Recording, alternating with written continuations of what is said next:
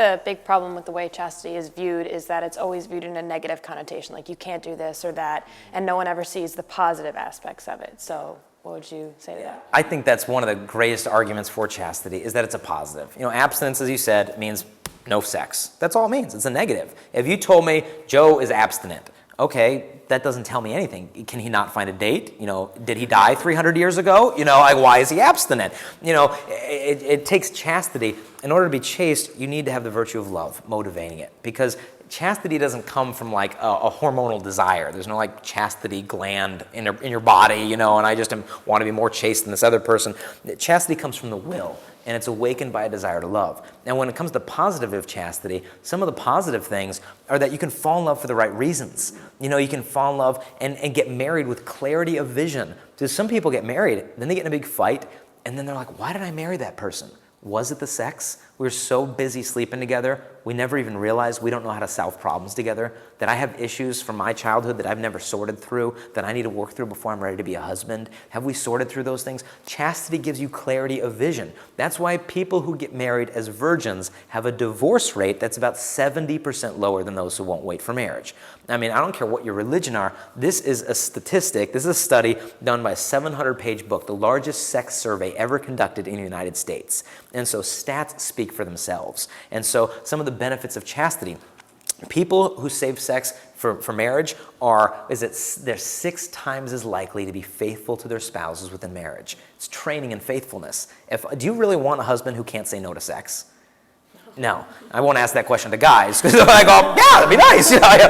But the fact is that if we can't say no to sex, what is my yes even worth? But only with self-control can I make a gift of myself. And so that's the biggest thing with chastity. It frees us to love. And I always begin my chastity talks with that prayer. Jesus, we pray today for the gift of purity so that we can be free to love. And so that's what chastity does. It frees college students, high school students, married couples to love, because then they're just not in it for taking, but rather for giving.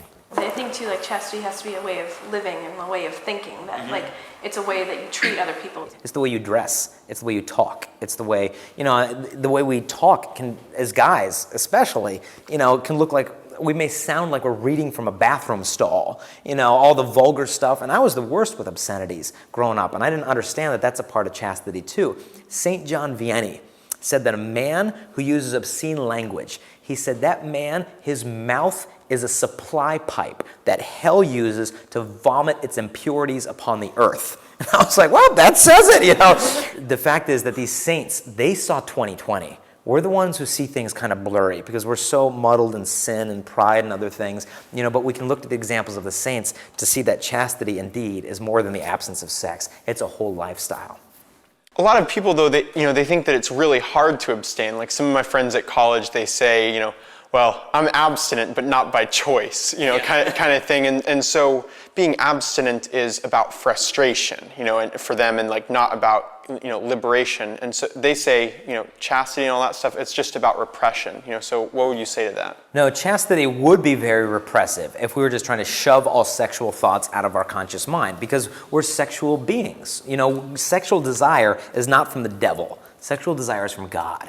He gave it to Adam and Eve so that when Adam saw Eve's body, he wanted to make a gift of himself. That wasn't satanic. That was straight from God, who wanted them to love in his image in a life-giving way. And so we've got to understand sexual desire is a good thing. But the beauty of chastity is you have those sexual desires, but you're forced to do something creative with them. So instead of shoving them into your subconscious where they just await the opportunity to explode, you start thinking, man, I want to do this with her, but I want to show I love her. How can I show her I love her without doing sexual? Hey, I know what I can do. I can leave little love notes around her dorm room. Oh, I can clean her car when she's not looking. Oh, I can put flowers under her bed so when she goes to bed at night, she's going to fly. And you start thinking creatively, and you could see how this would deepen intimacy in a relationship, and how a girl would go nuts for this stuff. The girl's not one, I need to go get my Depo-Provera shot. No, she would much rather be like surprised with these little thoughts of intimacy and love. And chastity doesn't cause those things. I'm not saying couples who are sexually active are incapable of them, but chastity encourages us to think out of the box. How can I show love to her